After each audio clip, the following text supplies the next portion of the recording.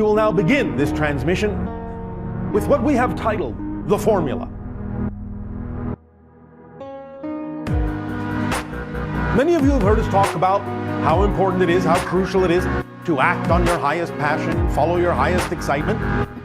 And we have delved into, from many different directions, why this is crucial in life. Because excitement is the vibration, your physical translation of the vibration of your true self, your true frequency. It is also your physical body's translation of communication from the higher mind. That's how it translates. When the higher mind is communicating with you, it translates as that sensation you call excitement, creativity, love, passion, joy. But the idea is that we have perceived that sometimes there can be some misunderstandings, a little bit of lack of clarity about the specifics of following the formula, the three-part formula that we have often delivered. The three-part formula being that you act on your highest passion every moment that you can, to the best of your ability, taking it as far as you can until you can take it no further, with absolutely zero insistence or assumption as to what the outcome ought to be, how you need to get where you're going, or any such specific idea being held on to. This three-part formula, as we have said, will activate the kit of excitement, the complete kit that contains all the tools necessary. But in these three parts, we have discovered that sometimes there are different interpretations about what those different parts actually represent.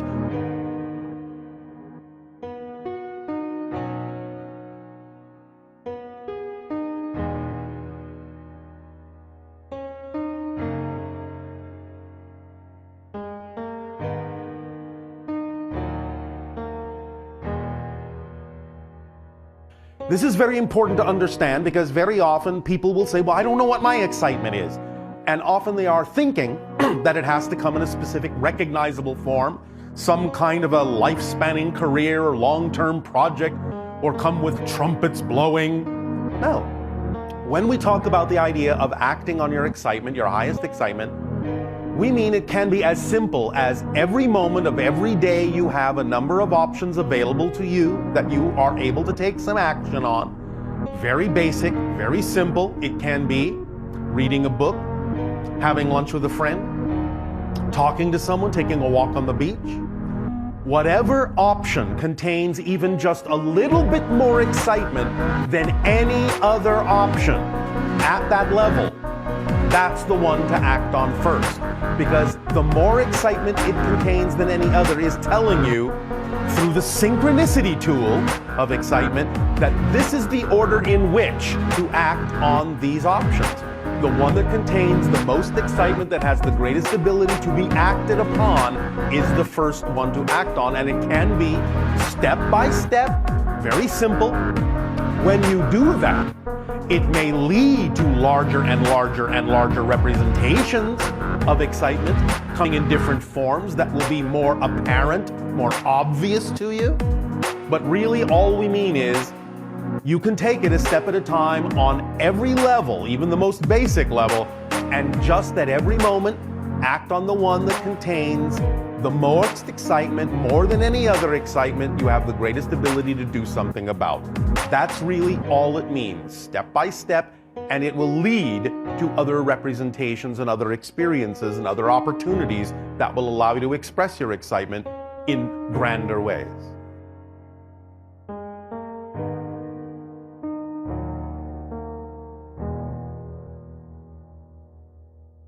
The only thing you need to do to activate this principle is just look at all the options and just choose to act on the one that contains more excitement than any other, even if it's only just a little bit more. That will be your clue and your indication that that comes first. Because again, one of the tools, as we will point out again later, is that excitement carries the organizing principle through synchronicity. And it will show you exactly in what order things need to be done, when they need to be done, and thus anything that doesn't fit in that day when you're done doesn't need to be done that day. It truly organizes your life automatically.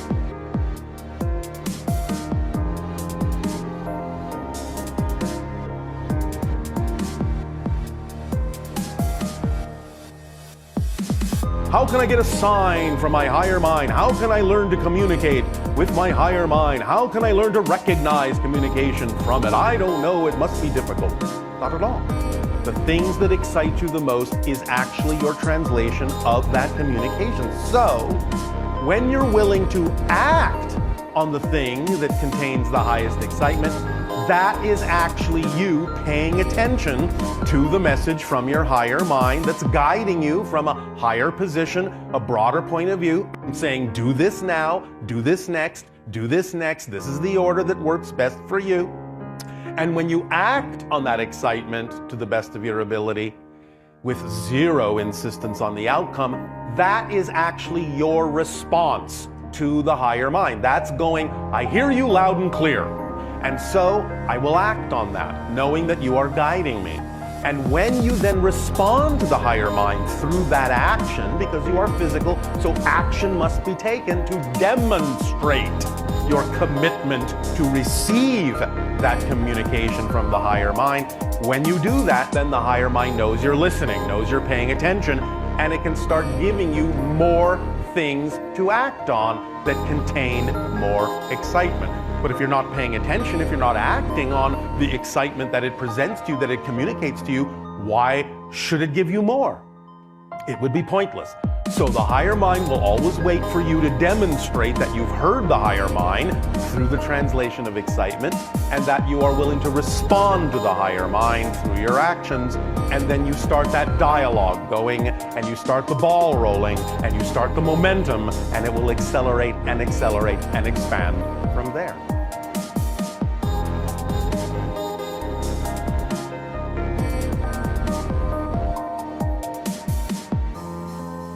You have to be very clear in discerning within yourself what is truly excitement-based and what may be anxiety or fear-based.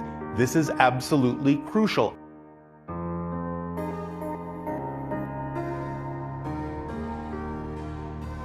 This is the irony, this is the paradox, as many people say, well, yes, I would love to act on my highest excitement, but if I do, I'm afraid that something bad will happen.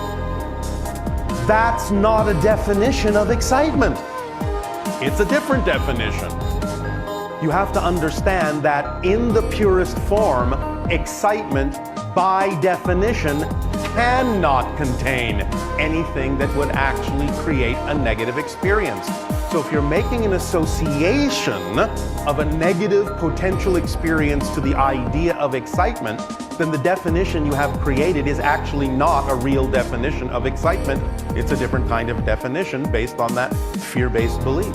So be clear within yourself that you are not damping down your excitement by having an erroneous definition of it, by attaching negative definitions to it that don't belong there.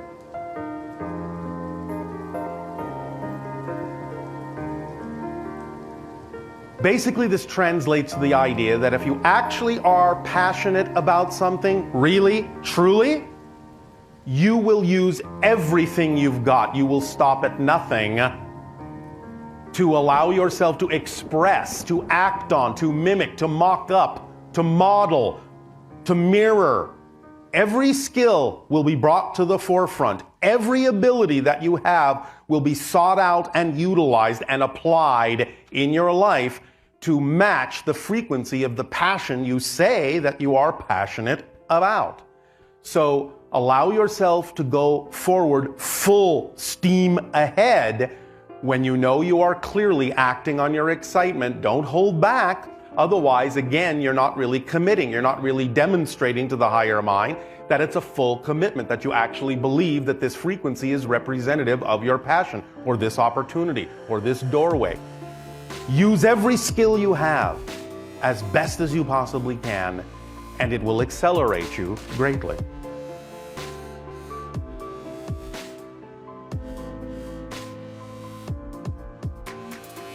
Again, through synchronicity, the idea is that if it seems to be that there are equal opportunities with equal abilities and equal excitement, it really won't matter which one you choose first. You might as well just flip a coin. Because if it is not the path of least resistance for you, it will be self-contained within the toolkit of excitement, and something will happen synchronistically to demonstrate to you that that wasn't necessarily the choice that serves you best. That ability, that reflectivity is built into, automatically built into every single opportunity that you act on if it is being acted on to the best of your ability from your highest excitement. And using the coin analogy, we are serious about that because sometimes the idea is you don't really know which one might be representative of your highest excitement sometimes until you actually flip the coin. You may think they're equal, but sometimes when you flip a coin and say, all right, if it's heads, I'll take path A. If it's tails, I'll take path B. And you flip it and it comes up tails and you go, oh, path B, oh darn, I really wanted path A. You will reveal to yourself in that coin flip what really contains more excitement. But if after even the flipping of the coin they still seem equal, then again, it doesn't really matter which path you take, for if it is not the path of least resistance, if it is not the path that serves you best at that moment, it will contain what it needs to contain to reflect to you that you need to choose the other path, because this is an automatic guidance system. It is an automatic self-perpetuating, self-guiding system, self-correcting system. It contains everything that you need. So you can utilize it that way as well. And you will come to crossroads in acting on your excitement when it seems the excitement is exhausted, when it seems there is nothing else you can do, you've taken it as far as you can. Then again, when you come to those crossroads, you just repeat the process. You look around for the options that are available to you at that moment on any level, and you simply act on the one that contains more excitement than any other. And you keep repeating that process over and over and over and over and over and over again. And if you always do that, then your life will always be as exciting as it possibly can be at that moment, because you're always choosing the thing that contains more excitement than anything else. And you just keep on doing that. And why? Because you have given yourself no other choice, no reason to choose anything else. That's why. And that's as simple as it needs to be. Now, each and every one of you has different abilities. Each and every one of you has a different relationship with the collective. Each and every one of you may have different ways of doing things, and so what works for you may not work for someone else, and vice versa. So you have to really be aware of what your abilities are and what the synchronicity of your reality shows you you are able to actually do and not do. If you are literally, physically unable to take action on something for whatever reason, then that means you are unable to take action on it, and that is as good as a crossroads. It's as good as an arrow pointing in another direction saying, this direction that you are unable to act on is not the path of least resistance. So please don't stand there banging your head against a brick wall. Turn left, turn right, go around, do something else. Choose another thing that excites you. The things that may look like obstacles physically are not obstacles. They're road signs guiding you that you need to turn left, you need to turn right, you need to turn around, here and now. And that actually will be the path of least resistance.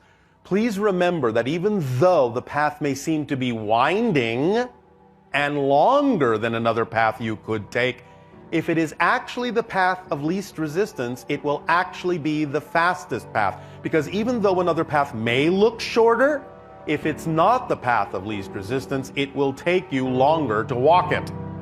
So don't be afraid of the winding path. If it's your true path, it will actually allow you to go with the flow much more easily.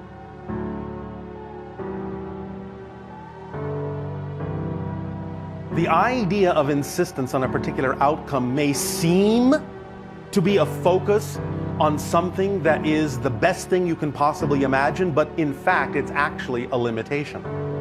We have used, to illustrate this point quite often, the idea of visualization.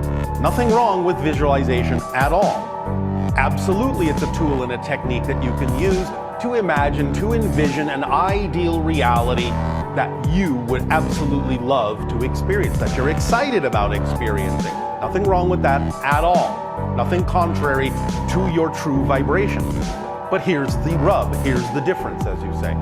When you imagine, when you picture, when you visualize that so-called ideal outcome, that ideal reality, and you see yourself in that picture, in that visualization, you get excited about what you're seeing, don't you? That's why you're visualizing it. You're pumping up your vibration, you're pumping up your excitement, you're getting excited about the idea, the possibility that this could actually manifest. And oh boy, wouldn't that be wonderful? Wouldn't that be just delicious? Wouldn't that be the best possible thing that could happen in my life? Well, maybe not. The idea is that maybe something even better than you were capable of imagining could happen. So if you insist on the picture that your physical mind created, how do you know you're not limiting yourself from something even better? Your higher mind may know of something even grander than your physical mind is capable of imagining, because your physical mind is not designed to know how something actually needs to happen. Your physical mind is only designed to know what's happening, to experience what's going on right now, what manifests right now.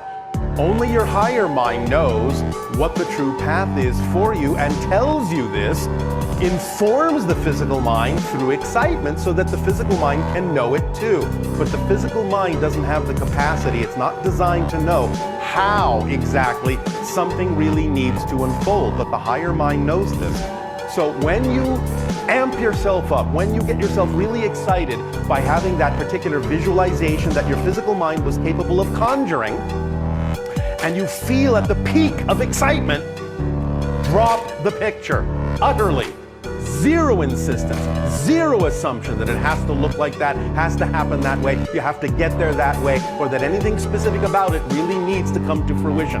Drop it utterly, but keep the vibration, the state of being of excitement. Then you are the driving engine itself, that you have now made room for the manifestation that the higher mind can bring to you, that is actually representative of that state of excitement, which may be far grander than your physical mind was capable of visualizing. So when you understand that insistence on a particular outcome is actually a limitation, you will drop it, as you say, like a hot potato. Or perhaps some of you will drop it like a hot potato.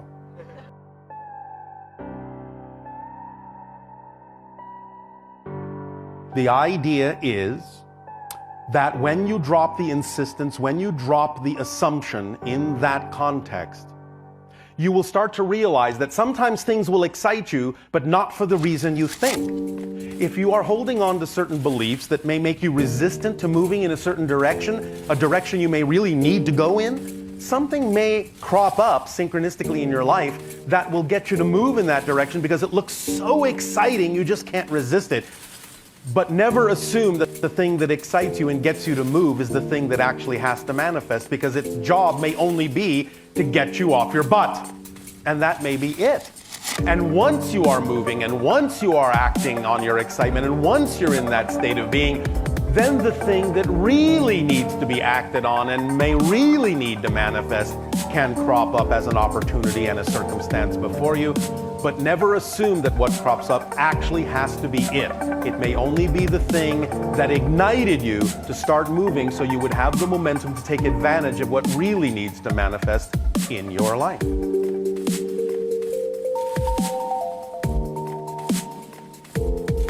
Please remember, the toolkit is automatic, self-guiding, self-perpetuating. It works flawlessly all the time. And it becomes, when you activate this three-part formula of acting on your highest excitement every moment that you can to the best that you are able, with zero insistence on the outcome or how you get there, the methodology or anything like that, then you activate the kit to work for you in a positive way, and the kit becomes the driving engine. That's the first tool that moves you through life, accelerates you. It becomes the organizing principle in your life. Again, as we mentioned, through synchronicity, showing you exactly what needs to be done in what order and when. And whatever doesn't get done by the end of the day when you are excited about being tired and going to sleep, which is also an excitement, then it didn't need to be done that day. Because again, it's the organizing principle and it knows exactly how to fill your day perfectly. And again, please remember that when we talk about acting on your excitement, we don't mean, as we have said very often, that you have to be jumping up and down with your hair on fire. Excitement can be a sense of balanced peace.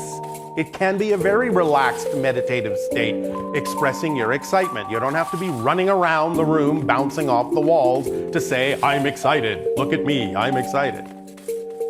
And so, not only is it the driving engine and the organizing principle, but it is also the path of least resistance. It is also that which connects you to all other expressions of excitement.